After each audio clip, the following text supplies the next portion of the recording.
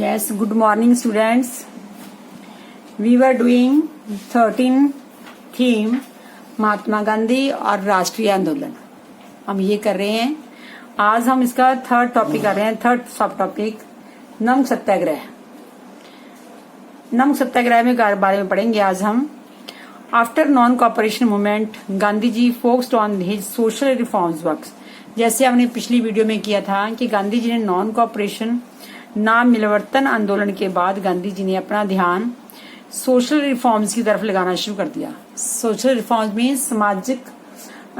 सामाजिक बुराइयों की तरफ, सामाजिक सुधारों की तरफ लगाना शुरू कर दिया।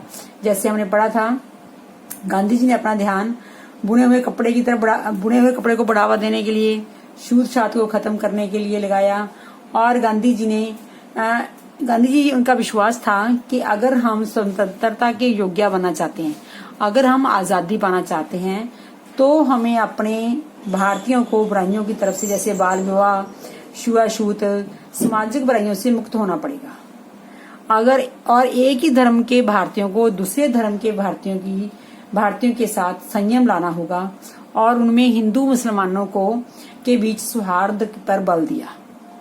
गांधी जी एक और समाज सुधार की तरफ से आर्थिक स्तर पर भी भारतीयों को स्वावलंबी बनाना चाहते थे। वो चाहते थे कि जो समुद्र पार से कपड़ा बन के आता है उसको ना पहने और अपने हाथ से बनाया हुआ कपड़ा पहने। तो ये मैं शॉर्ट में बताया, जो हमने पिछले वाली हमारी वीडियो में किया था कि गांधी जी एक समाज सुधारक भी थे और साथ साथ जितने वो राजनीतिक थे उतने समाज सुधारक थे। मैंने बताया था कि आपको ये क्वेश्चन एज इट इज आ सकता है, क्वेश्चन लिखा आ सकता है कि गांधी जी जितने राजनीतिक थे उतने ही समाज सुधारक थे।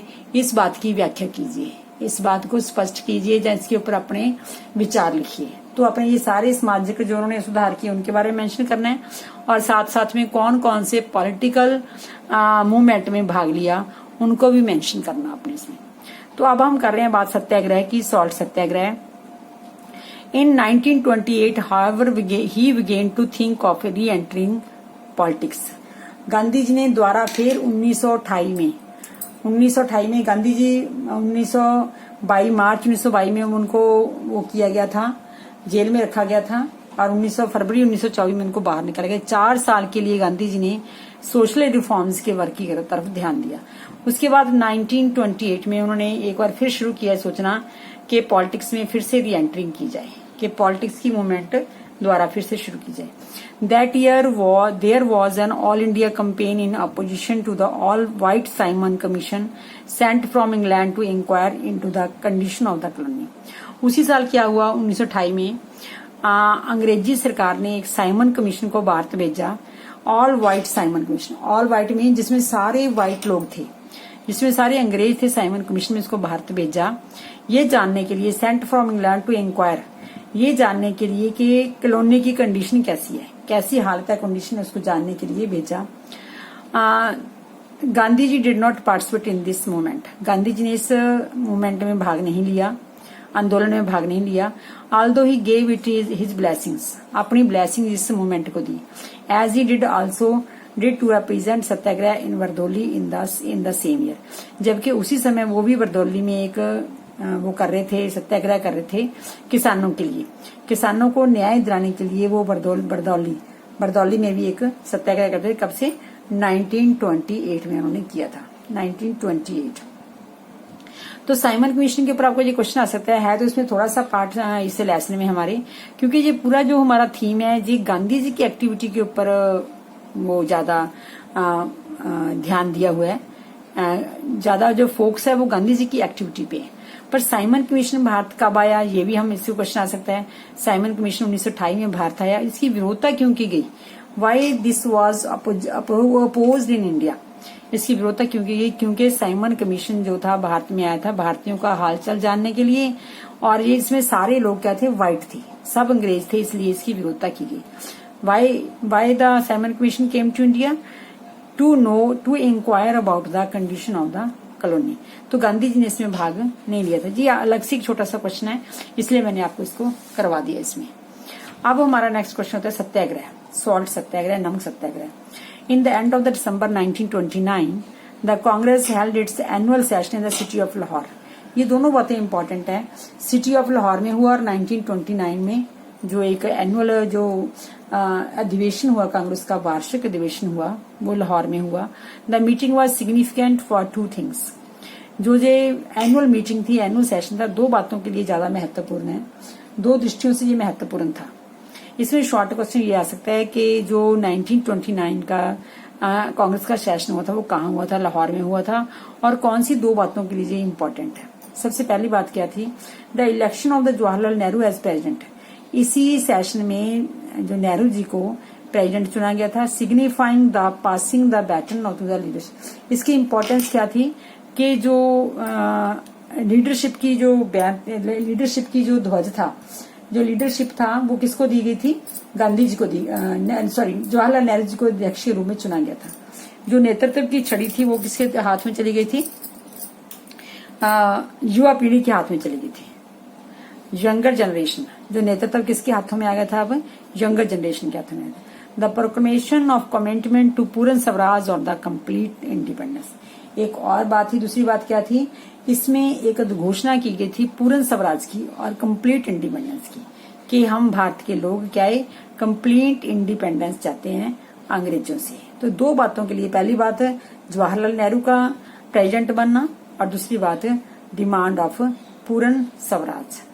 ऑन 26 जनवरी 1930, 20 जनवरी 1930 को independence was celebrated with the national flag being hoisted in the different venues and patriotic songs being संग।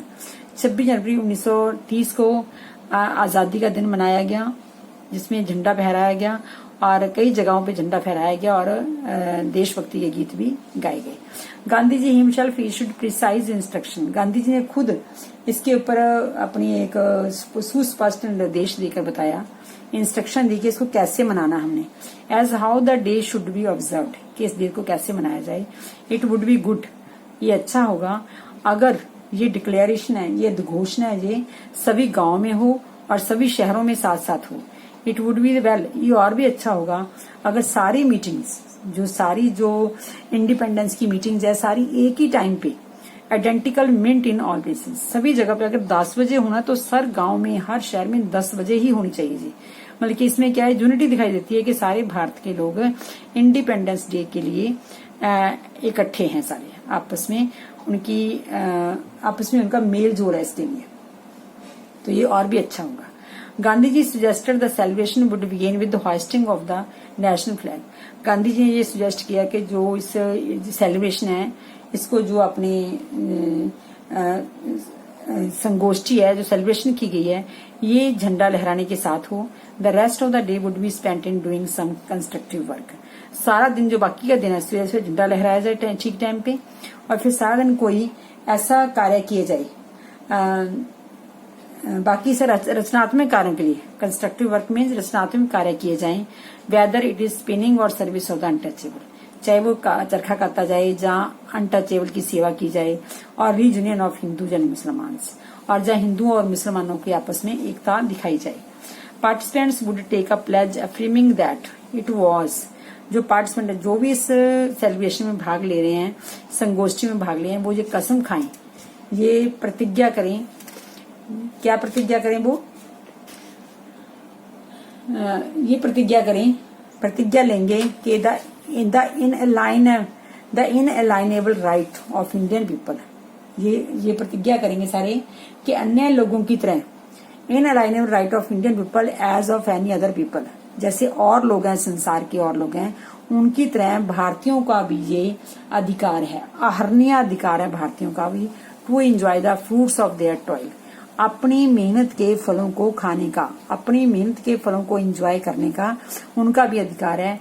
And that if any government, और कोई भी government deprives the people of these rights, कोई भी गवर्नमेंट लोगों को इन अधिकारों से, बल्कि अपनी मेहनत का अपने आप खाने के लिए कोई इनके अधिकारों को डिप्राइव करता है, इनके अधिकारों से उनको वंचित करता है, और अप्रेसिस देम, और उन्हें दबाता है, उन्हें दमन करता है, the people have a further right to alter it, लोगों को अधिकार है कि वो ऐसी सरकार को चेंज कर दें और एबॉलिश इट, जहाँ इसे पूरी तरह से खत्म करने का अधिकार है, समाप्त करने का अधिकार है। तो गांधी जी ने कहा जब हम सेलिब्रेट करेंगे तो हमें ये प्रतिज्ञा भी लेनी है कि हम इस प्रतिज्ञा में कहें कि भारत के लोगों को भी अपनी मेहनत का फल लेने का और अपनी आजादी से जीने का, एंजॉय करने का अधिकार है। और अगर कोई सरकार इनको अपने अधिकारों से डिप्राइव करती है, वंचित करती है, डिप्राइव करना मीन्स अगर वंचित करती है और प्रेस करती है, बल्कि उनका दमन करती है, उनको दबाती है, the people have the further right to alter it, इसको चेंज करने का अधिकार है। किसको चेंज करने का अधिकार है? सरकार को, ऐसी सरकार को, और अबॉलिश करने का अधिकार है। अब हमारा तीसरा टॉपिक आता है 3.1 दांडी। दांडी क्या है? दांडी यात्रा। गांधी जी ने दांडी यात्रा कैसे और कहां से कब शुरू की, ठीक है, इसके बारे में हमने अब करना है। Soon after the observance of this Independence Day, आजादी का दिवस मनाए जाने के तुरंत बाद, स्वतंत्रता का दिवस मनाए जाने के तुरंत बाद गांधी जी ने क्या किया? Announce that he would lead a march to break one of the most widely dislike laws in British India. जो इस भारत में, ब्रिटिश भारत में एक ऐसा कानून है जो सबसे ज्यादा घृणित है, जो कोई लोग इसको पसंद नहीं करते, उस कानून के अगेंस्ट गांधी जी क्या करेंगे? मार्च करेंगे। गांधी जी पैदल चलेंगे। Which gave the state monopoly in manufacturing and sale of, ऐसा लॉ है जिसमें सरकार को मोनोपोली है, एकाधिकार दिया हुआ है, और उसको बनाने का, मैन्युफैक्चर करने का और सेल ऑफ साल्ट को बनाने का और सॉल्ट को बेचने का जो मोनोपोली होता है, एकाधिकार, एक अधिकार सिर्फ सरकार ही ऐसा कर सकती है, वो ऐसा अधिकार दिया। उसके अगेंस्ट मार्च क्या है? गांधी जी मार्च करेंगे, पैदल यात्रा करेंगे। His speaking on the salt monopoly was another illustration of Gandhi ji tactical wisdom। ये जो गांधी जी साल्ट मोनोपोली को तोड़ने के लिए, साल्ट मोनोपोली मीन्स सरकार की जो एकाधिकार था उसको तोड़ने की जो गांधी जी की वो थी, ये मुद्दा था, ये भी गांधी जी की बुद्धि का एक उदाहरण है। लेजिस्लेशन मीन्स ये गांधी जी की बुद्धि का उदाहरण है कि जो इस सॉल्ट मोनोपोली को तोड़ना।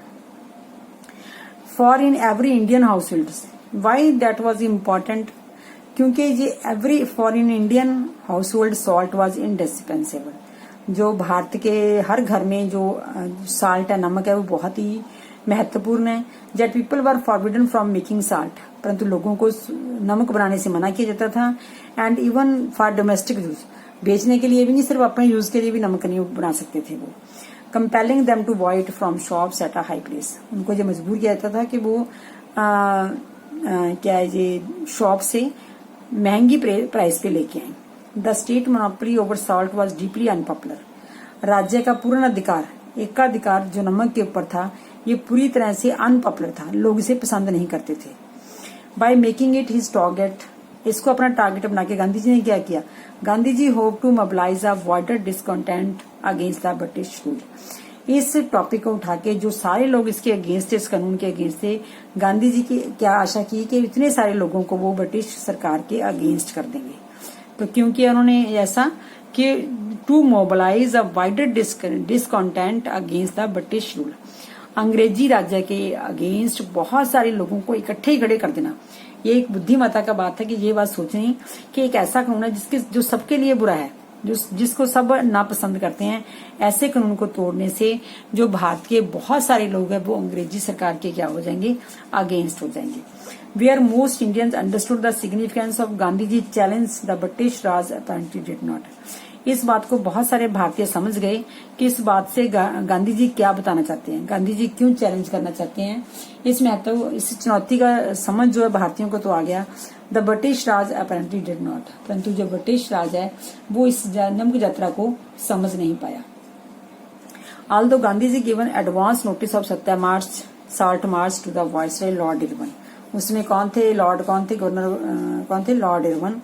उसको वाइसरॉय को पहले एडवांस में नोटिस दे दिया था कि यात्रा की सूचना थी, वाइसरॉय इरविन को दी थी। Irwin failed to grasp the significance of the action, परंतु इरविन इस एक्शन की सिग्निफिकेंस को समझने में असफल रहा। वो समझ नहीं पाया कि गांधी जी नमक क्यों बनाना चाहते हैं, इसमें क्या सिग्निफिकेंस है, वो ये समझ नहीं पाया इस बात को। ऑन मार्च 12, 1930, दांडी मार्च कब शुरू हुई? 12 मार्च 1930 को Gandhi ji began walking from his ashram at Sabarmati. Sabarmati से गांधी जी चलना शुरू हुए toward the ocean. He reached his destination 3 weeks of later. 3 हफ्तों के बाद वो अपने डेस्टिनेशन में पहुंच गए, दांडी पहुंच गए, जहां पे उन्होंने नमक बनाना था।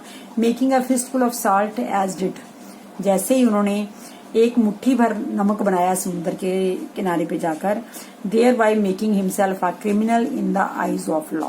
उन्होंने कानून के सामने अपने आप को दोषी बना दिया, अपने आप को बनाकर अपने आप को अपराधी बना दिया कानून की निगाह में अपने आप को। कि कानून क्या था, कोई सॉल्ट नहीं बना सकता। गांधी जी ने वहां पे एक मुट्ठी नमक बनाकर अपने आप को इस कानून की आंखों में, कानून के नजरिए में अपने आप को अपराधी बना दिया। Meanwhile, parallel salt marches were being conducted on the other parts of the country. Bharat के दूसरे भागों में भी जहाँ समुद्र साथ लगता था, वहां में भी ऐसी सॉल्ट मार्च चलाई गई, शुरू की गई, जिससे लोग इस कानून को तोड़ सकें।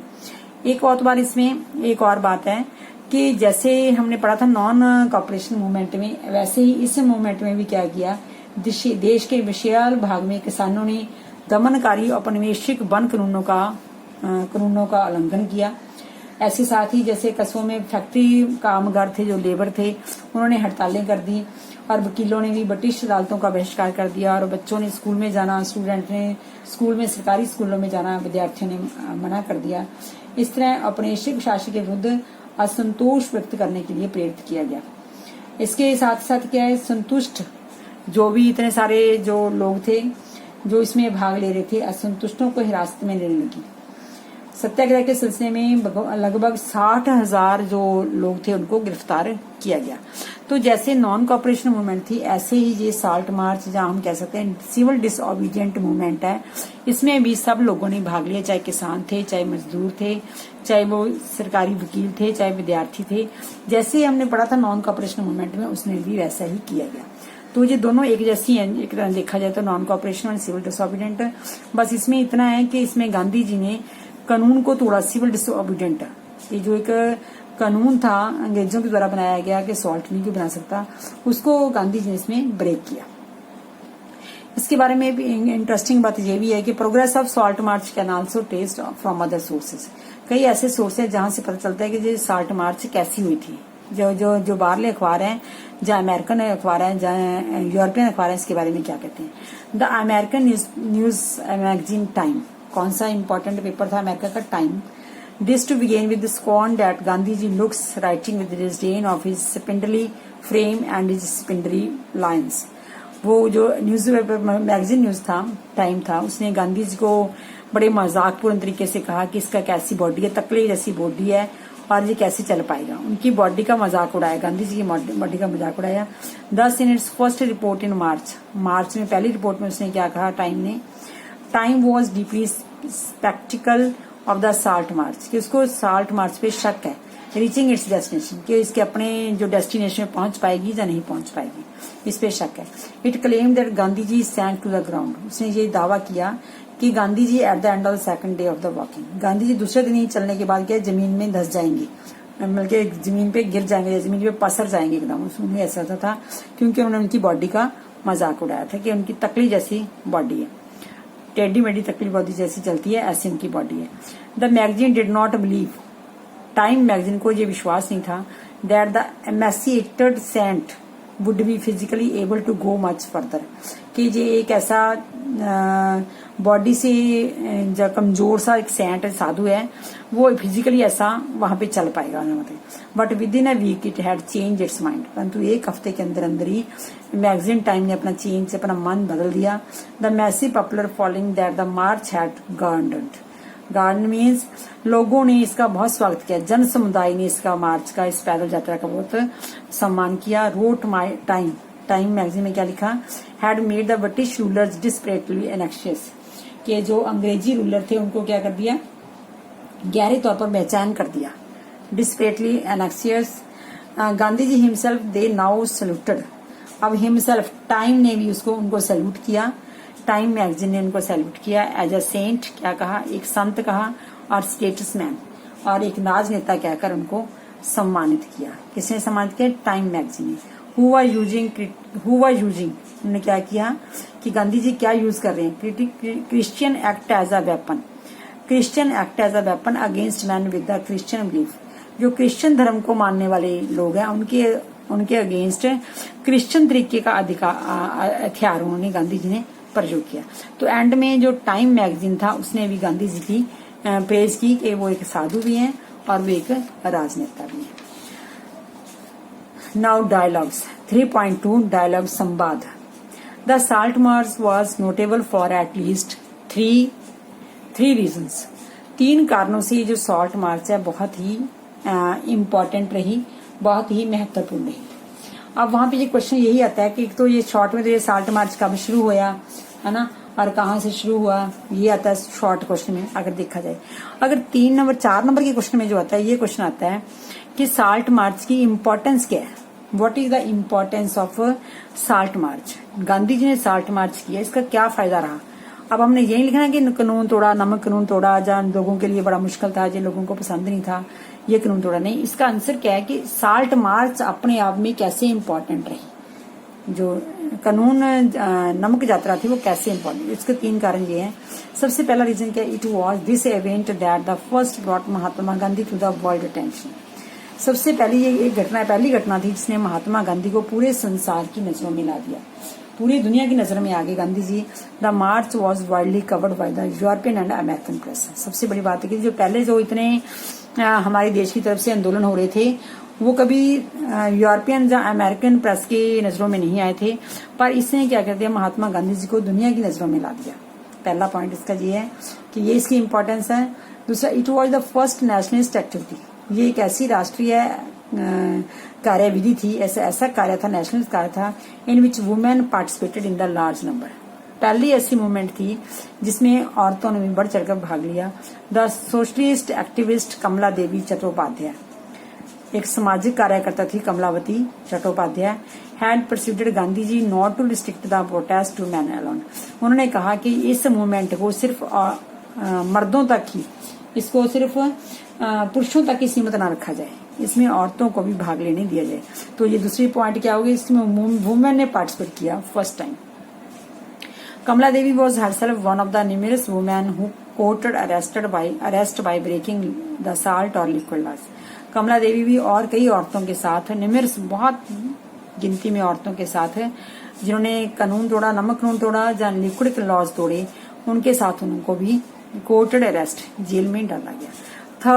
थर्ड इम्पोर्टेंस क्या थी सॉल्ट मार्च की, परहैप्स द मोस्ट सिग्निफिकेंस, सबसे ज्यादा इम्पोर्टेंट बात ये थी, it was the salt march which forced upon British the realisation that their Raj would not last forever. जहां पे अंग्रेजों को ये एहसास हुआ, तीसरा बड़ा कारण ये था, रीजन था कि इससे अंग्रेजों को ये पहली बार ये एहसास हुआ कि अब उनका राज ज्यादा देर तक नहीं चल सकता। जब सॉल्ट मार्च हुआ तो उसके बाद उनको लगा कि अब उनका राज ज्यादा देर नहीं चल सकता। They would have to devolve some power to Indians पड़ेगा। जो राज्य वो कर रहे हैं उसमें भारतीयों को भी पार्टिसिपेट करवाना पड़ेगा, तभी वो जहाँ पे चल सकते हैं, अदरवाइज उनका जहाँ पे ये राज ज्यादा देर तक नहीं चल सकता। टू दैट एंड, इस बात को, इस लक्ष्य को ध्यान में रखते हुए, कौन सा लक्ष्य है कि भारतीयों को भी पावर में ही कुछ हिस्सेदारी देनी होगी, इस लक्ष्य को ध्यान में रखते हुए the British government convened a series of round table conference in London. तो उन्होंने कई गोलमेज सम्मेलन का आयोजन किया इंग्लैंड, लंदन में। The first meeting was held in November 1930। ये आपने शॉर्ट क्वेश्चन में याद रखना है कि पहली गोलमेज कॉन्फ्रेंस कब हुई, नवंबर 1930 में लंदन में हुई। But without prominent political leaders in India it was an futile exercise. परंतु भारत के राजनीतिक नेता तो इसमें शामिल नहीं हुए, इसलिए ये एक्सरसाइज क्या हुई, बेकार चली। ये जो मीटिंग थी बेकार होगी क्योंकि इसमें भारतीयों के नेताओं ने भाग नहीं लिया। Gandhi ji was released from jail in January 1931। Gandhi ji jail से रिहा हुए 1931 में। The following the month had several long meetings with the viceroy. उन्होंने आने वाले इस महीने में फरवरी 1931 में बहुत सारी मीटिंग की वायसराय के साथ। These was called the Gandhi Irwin by the terms of which civil disobedient. Gandhi Irwin समझौता भी कहते हैं, इसे क्या कहते हैं, गांधी इरवन समझौते कहते हैं इसे, गांधी इरवन समझौते। इरवन जहाँ पर वॉइसराय था और गांधी जी के साथ जो बातचीत की उसको ये कहते हैं। देयर वॉज, हम क्वेश्चन यही भी आ सकता है गांधी इरविन समझौता क्या था, है ना। Terms of civil disobedience would be called off, जिससे जो सविनय आंदोलन, अवज्ञा आंदोलन था, इसको खत्म किया गया। ऑल द प्रिजनर रिलीज्ड, सभी जो जिनको कैदी के जेल में डाला गया था उनको रिहा कर दिया गया। And the salt manufacture allowed along the coast, और अंग्रेजों ने नमक बनाना अलाउड कर दिया, उसको बनाने का अधिकार लोगों को दे दिया कि इससे वो कानून अपना वो नमक बना सकते हैं समुद्र के साथ साथ। The pact was criticised by radical nationalists, जो ये समझौता था, पैक्ट समझौता था, तो ये रेडिकल नेशनलिस्ट के द्वारा, रेडिकल क्या होते हैं, उग्र राष्ट्रवादी। उग्र राष्ट्रवादी हमने पहले किया था शुरू से, एक तो उग्र राष्ट्रवाद था, एक था उदारवादी।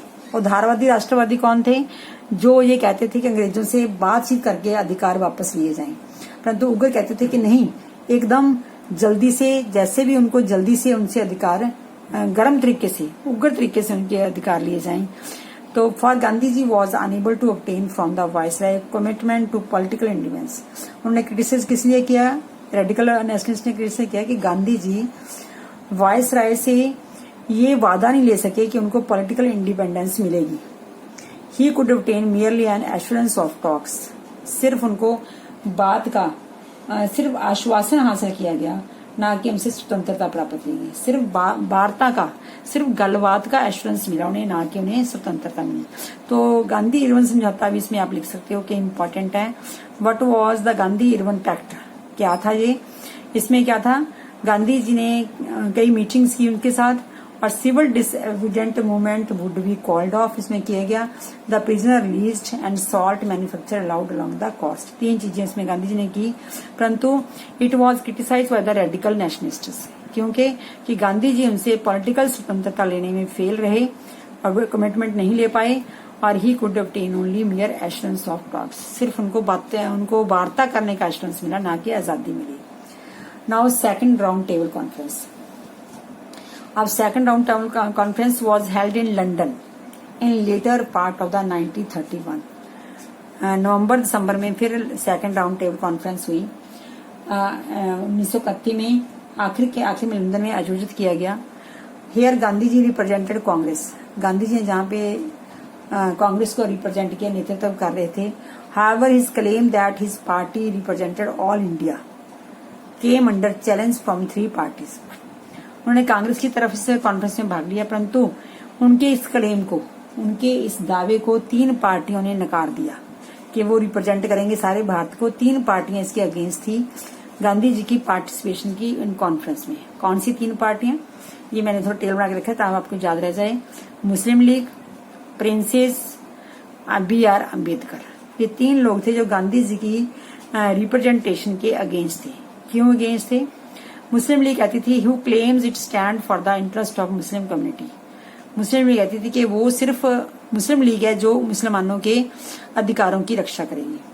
और प्रिंस राजे रजवाड़े कहते थे कि कांग्रेस का उनके इलाके हैं, जो उनकी राजे रजवाड़ों की जो भूमि है, भूभाग है, उसके ऊपर कांग्रेस का कोई अधिकार नहीं था। BR अम्बेडकर क्या कहते थे कि जो कांग्रेस है वो लोअर कास्ट की रिप्रेजेंट नहीं करती, कि गांधी जी सिर्फ कांग्रेस को रिप्रेजेंट करते हैं, ना मुस्लिम लीग को कर रहे हैं, ना राजे रजवाड़ों को कर रहे हैं, ना BR अम्बेडकर को या लोअर कास्ट को कर रहे हैं। तो इस कारण ये तीनों जो लोग थे गांधी जी की रिप्रेजेंटेशन के अगेंस्ट थे। The conference in London was inconclusive. Naturally जो भारत में 3 पार्टियां उनके अगेंस्ट थी, तो लंदन में ये जो कॉन्फ्रेंस थी वो भी इनकंक्लूसिव रही, इसका नतीजा नहीं पहुंच पाई। So Gandhi ji return to India and resumed civil disobedient. Gandhi ji वापस भारत आ गए और उन्हें सिविल डिसोबीडिएंट सविनय अवज्ञा आंदोलन को फिर से शुरू कर दिया।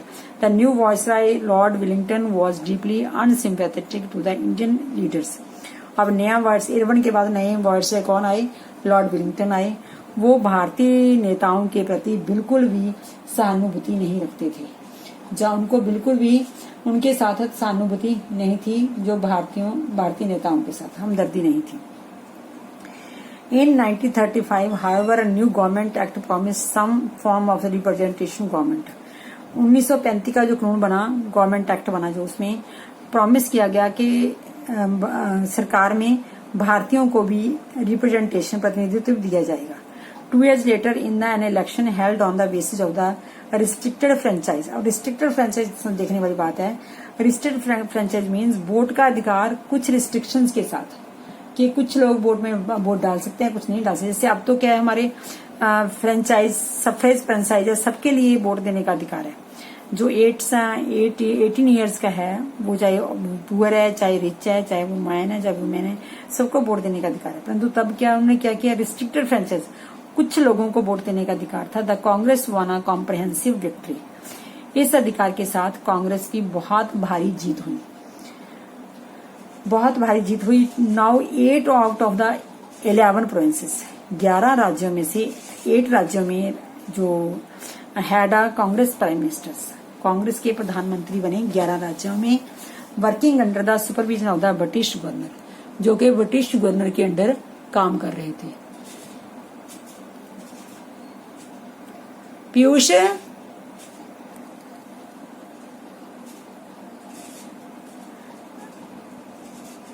now 8 of 11 provinces had a Congress prime ministers working under the supervision of the British governor. जो ब्रिटिश गवर्नर के अंडर काम कर रहे थे वो कितने थे, 8 राज्यों में उसका अधिकार था कांग्रेस का। कांग्रेस के प्रधानमंत्री बने थे। In September 1939, 2 years after the Congress ministries assumed office, जब कांग्रेस की सरकारें बनी, मिनिस्ट्रीज बनी, second world war broke out in 1939 to 1945। Mahatma Gandhi and Jawaharlal Nehru both had been strongly critical of the Hitler and the Nazis. Hitler कौन था, he was the ruler of Germany and Nazis was his party. Nazi party का Hitler था, वो उसके बहुत ही against थे। दोनों महात्मा गांधी और आलोचक थे, कट्टर आलोचक थे दोनों के, इसके नाजीज के। According they promise Congress support to war, उन्होंने प्रॉमिस किया कि कांग्रेस सपोर्ट करेगी युद्ध में। इफ ब्रिटिश इन रिटर्न, अगर उसके वापस जो ब्रिटिश है, प्रॉमिस ग्रांट इंडिया इंडिपेंडेंस, अगर उसके बदले में वो भारत को इंडिपेंडेंस दे दें, अगर वो युद्ध में उनका सपोर्ट करेंगे। एंड हॉस्टिलिटीज एंडेड, जब युद्ध खत्म हो जाएगा तो वो भारत को इंडिपेंडेंस, स्वतंत्रता प्रदान कर दें। The offer was refused. ये महात्मा गांधी और जवाहरलाल नेहरू की ऑफर को उन्होंने वो कर दिया, मना कर दिया, रिफ्यूज कर दिया, उन्होंने विरोध किया, इसके इस प्रस्ताव को उन्होंने खारिज कर दिया। इन प्रोटेस्ट, इसके against this Congress ministries resigned in October 1939। और 1939 में कांग्रेस मिनिस्ट्रीज ने रिजाइन कर दिया। दो 1940 and 41 the Congress organised a series of individual satyagraha to pressure rulers to promise freedom once the war ended. 1940-41 में वैसे कांग्रेस ने बहुत सारे इंडिविजुअल सत्याग्रह शुरू किए रूलर्स को प्रेशराइज करने के लिए, रूलर्स के ऊपर दबाव डालने के लिए कि वो भारत को आजादी दें जब उनका युद्ध समाप्त हो जाएगा। ये पाने के लिए उन्होंने कई सत्याग्रह किए। Meanwhile in March 1940 the Muslim league passed a resolution demanding autonomy for Muslim majority areas of सब कॉन्टिनेंट। तो 1940 में ही मुस्लिम लीग ने एक रेजोल्यूशन पास कर दिया, एक प्रस्ताव पेश किया कि अब जो मुस्लिम बहुल इलाके हैं, जहाँ पे बहुत मुस्लिम मेजॉरिटी लोग रहते हैं, वहाँ पे मुसलमानों को अधिकार दिया जाए, स्वतंत्रता का अधिकार दिया जाए कि वहाँ पे वो अपना राज कर सकें एरिया सब continent. The political landscape was now becoming complicated. Political landscape means अब जो राजनीतिक भूदृश्य था वो और भी कॉम्प्लिकेटेड हो गया। कैसे कॉम्प्लिकेटेड हो गया? It was no longer Indian versus British. अब ये सिर्फ भारतीयों और अंग्रेजों के बीच नहीं रह गया, rather it had become a 3-way struggle between Congress, Muslim league and the British. अब इसमें 3 लोग हो गए, कांग्रेस होगी, मुस्लिम लीग हो गया एंड द ब्रिटिश। पहले क्या था, सिर्फ ब्रिटिश और कांग्रेस थी जो भारतीय थे, अब क्या हो गए, कांग्रेस होगी, मुस्लिम लीग एंड ब्रिटिश। तो ये भूदृश्य था जो और भी कॉम्प्लिकेटेड हो गया था। अब मतलब कि जिस तरह देखा जाएगा कहते हैं कि फुट पड़ गई भारत के नेताओं में। At this time Britain had an all party government whose labour member. इस समय क्या हुआ ब्रिटेन में क्या हुआ, इंग्लैंड में क्या हुआ, ऑल पार्टी गवर्नमेंट बनी whose labour member were sympathetic to the Indian aspiration. जैसे आपको पता है कि वहां पे 2 पार्टियां हैं, labour party and conservative party. Conservative party, दो पार्टियां वहां पे। तो जो लेबर पार्टी के लोग थे वो भारतीयों की मांगों के प्रति हमदर्दी रखते थे कि अगर भारतीय चाहते हैं कि उनको आजादी दी जाए, तो लेबर पार्टी के जो लोग थे वो चाहते थे कि ये ऐसा होना चाहिए। But who is conservative prime minister? Conservative party का जो प्राइम मिनिस्टर था विंस्टन चर्चिल। उस समय कौन सा? विंस्टन चर्चिल प्राइम मिनिस्टर था, जो कंजर्वेटिव पार्टी के नेता थे, जो कंजर्वेटिव पार्टी के नेता थे। Was die hard imperialist. वो बुरी तरह से वो क्या था? इम्पीरियलिस्ट, साम्राज्यवादी था। साम्राज्यवादी मीन्स वो भारत को अपने साम्राज्य से अलग करना नहीं चाहता था। Who insisted that he had not been appointed the king's first minister, कि उसको राजा के द्वारा अपना फर्स्ट मिनिस्टर इसलिए नहीं चुना गया, in order to preside over the liquidation of the British empire. Liquidation mean टुकड़े टुकड़े कर दी, कि वो ब्रिटिश एम्पायर के टुकड़े टुकड़े कर दे, इसलिए उसे प्राइम मिनिस्टर नहीं बनाया गया। तो वो इसके क्या पूरी तरह से अगेंस्ट था, साम्राज्यवादी था, वो डाई हार्ड साम्राज्यवादी, पूरी तरह से वो कट्टर साम्राज्यवादी था। साम्राज्यवादी पूरा बड़ा साम्राज्य अपना चाहता था।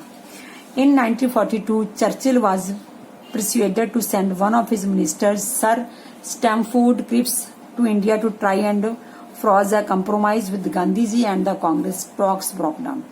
1942 में चर्चिल ने अपने एक मिनिस्टर को भेजा जिसका नाम था सर स्टैमफोर्ड क्रिप्स, जैसे इसे हम कहते हैं क्रिप्स मिशन, जो हम आगे पढ़ेंगे अभी। क्रिप्स मिशन को उसने भारत में भेजा गांधी जी के साथ और कांग्रेस के साथ कंप्रोमाइज करने के लिए, कि कहां किस हद तक वो भारत को आजादी दे सकते हैं। टॉक्स ब्रॉक डाउन, परंतु ये सारी बातचीत वो विफल होगी, फेल होगी। Congress insisted that if it was help British defend India from the axis powers. Congress ने जोर दिया कि अगर वो ब्रिटिश को डिफेंड करती है एक्सिस पावर्स में, defend India from axis power, then the viceroy had first to appoint an Indian as the defence member of the executive council. अगर वो चाहते हैं कि धुरी शक्तियों से भारत की रक्षा के लिए ब्रिटिश शासन कांग्रेस का समर्थन चाहता है, तो उसे पहले भारतीय को डिफेंस मेंबर में एग्जीक्यूटिव काउंसिल में एक डिफेंस मेंबर है जो वो भारतीय होना चाहिए, एक ऐसा रखा जाए। ठीक है, तो अब जहां पे एक क्वेश्चन है, एक्सिस पावर कौन थी? एक्सिस पावर जो वर्ल्ड वार में जो धुरी शक्तियां थी, धुरी शक्तियां में जिन्होंने युद्ध शुरू किया था, उनमें कौन कौन से थे? जर्मनी एंड दूसरा जापान एंड तीसरा इटली। ये तीन इनको क्या बोलते हैं? धुरी पावर्स बोलते हैं। अब इनके अगेंस्ट जो लड़ाई कर रहे थे उनको बोलते हैं एलाइज। जी हमने अपनी 9th में पढ़ा हुआ, 10th में पढ़ा हुआ, ये लेसन वर्ल्ड वॉर में पढ़ा हुआ है उसमें। तो ये धुरी शक्तियां एक्सिस पावर, एलाइज में जो इनके अगेंस्ट लड़ रहे थे France, England, Soviet union and America. ये चार पावर्स थी जो इनके अगेंस्ट, धुरी शक्तियों के अगेंस्ट लड़ रहे थे। तो अब ये हमारा थर्ड जो है सब टॉपिक है यहाँ पे कंप्लीट होता है। मैंने थोड़े से असाइनमेंट क्वेश्चन दिए हैं जो इसके बीच में से ही हैं, जो आपने सारी वीडियो देखी, सारे क्वेश्चन इसमें से शॉर्ट क्वेश्चन भी मैंने आप में इसमें बीच में बनाए हैं। What was the significance of the Congress session of the 1929 इन लाहौर? लाहौर के अधिवेशन का, सेशन का क्या इंपॉर्टेंस थी? जो मैंने आपको बताया था 1929 के लाहौर कांग्रेस अधिवेशन का क्या महत्व था, जी हमने किया था। 2 थे इसमें, नेहरू जी को लीडर बनाया गया, प्रेसिडेंट बनाया गया, और दूसरा पूर्ण स्वराज की मांग की गई। 2 इसके रीजन है, सिग्निफिकेंस है। When and why did Simon commission visit India and why was it opposed in India? When, कब और क्यों साइमन कमीशन भारत आया, ये भी शॉर्ट सा क्वेश्चन मैंने आपको बताया था। And why was it opposed in India, और भारत में इसकी विरोधता क्यों की गई? कब और क्यों साइमन कमीशन भारत में आया, भारत में इसका विरोध क्यों हुआ? How did civil disobedient movement start? सविनय आंदोलन कैसे शुरू किया गया? How did civil disobedient movement start? Civil disobedient बोले हम जब हम साल्ट मार्च बोले, सेम है। सिविल डिसओबीडिएंट मीन्स जो कानून को सविनय अवज्ञा करना, सविनय मीन्स बताकर किसी कानून को तोड़ना, सिविल डिसओबीडिएंट। जैसे गांधी जी ने साल्ट मार्च करने से पहले अंग्रेजों को बता दिया था कि हम ये मार्च करने जा रहे हैं, मैं वहां जाके नमक कानून को तोड़ूंगा।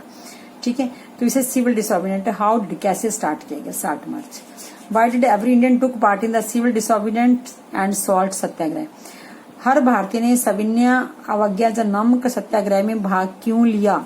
ये इंपॉर्टेंट यहाँ पे आ गया, क्यों लिया? क्योंकि जो सॉल्ट लॉ था वो अनपॉपुलर था लोगों में, क्योंकि ये जब लोग जो घर में प्रयोग करते थे इस नमक के कानून को, जिसके ऊपर ब्रिटिश राज्य ने अपनी मोनोपोली कर रखी थी। इस कानून को तोड़ने के लिए सभी भारतीयों ने सिविल डिसोबीडियंस सत्याग्रह में भाग लिया, साल्ट सत्याग्रह में भाग लिया, क्योंकि ये उनके घर की प्रॉब्लम थी। जो इस कानून से वो सब लोगों में ये जो कानून था घृणित माना जाता था, जिसको सब लोग अनपॉपुलर समझते थे, इसमें इसलिए भाग लिया गया। Why was salt march notably significance movement? अब इन दोनों में फर्क है, देखो इसमें तो क्यों भाग लिया और इसमें क्यों इम्पोर्टेंट थी। नमक सत्याग्रह आंदोलन किन कारणों से महत्वपूर्ण था? 3 कारण लिखो। 3 कारण कौन से? मैंने बताया मैं आपको बड़ी क्लियरली कि गांधी जी वर्ल्ड की दुनिया की नजरों में पहली बार आए, औरतों ने पहली बार भाग लिया और अंग्रेजों को पहली बार लगा कि उनको अब यहाँ पे ये ज्यादा देर तक रूल नहीं कर सकते। शॉर्ट में बता रही हूँ साथ साथ में आपको। Then and where was the first round table conference held, what was its result? कब और कहाँ पहली गोलमेज कॉन्फ्रेंस हुई और इसके क्या नतीजे रहे? When and where the second round table conference held and what was its result? दूसरी गोलमेज कॉन्फ्रेंस कब और कहाँ हुई, इसका नतीजा क्या रहा? दूसरी हुई थी, उसका भी क्या नतीजा रहा? फर्स्ट का। दोनों के क्वेश्चन मैंने बनाया इसमें। What was Gandhi Irwin pact? ये भी हमने अच्छी तरह किया था। गांधी इरविन समझौता क्या था? Why was it criticized by the radical nationalist? Radical राष्ट्रवादियों द्वारा इसकी आलोचना की गई थी। गांधी इरविन समझौता क्या था कि इसमें सिविल डिसोबीडियंट को कॉल्ड ऑफ कर दिया गया था, जो प्रिजन में थे उनको छोड़ दिया गया था और लोगों को नमक बनाने का अधिकार दिया गया था। और रेडिकल ने क्यों इसका विरोधता की थी? क्योंकि उनको लगता था कि गांधी जी से स्वतंत्रता लेके आएंगे, देश के लिए पॉलिटिकल स्वतंत्रता होगी और सिर्फ गांधी जी क्या लेके आए, सिर्फ बात करने का वो लेके आश्वासन कि हम इस स्वतंत्रता पर बात करेंगे, इसलिए उन्होंने गांधी इरविन पैक्ट की विरोधता की। Name the 3 parties who opposed Gandhi ji leadership in the second round table conference. उन 3 पार्टियों के नाम लिखो जिन्होंने गांधी जी की नेतृत्व की दूसरी गोलमेज सम्मेलन में विरोधता की थी। तीनों पार्टी मैंने आपको टेबल बना के बताया, ये तीनों आपने करनी है। Why did the Congress ministers in province resign?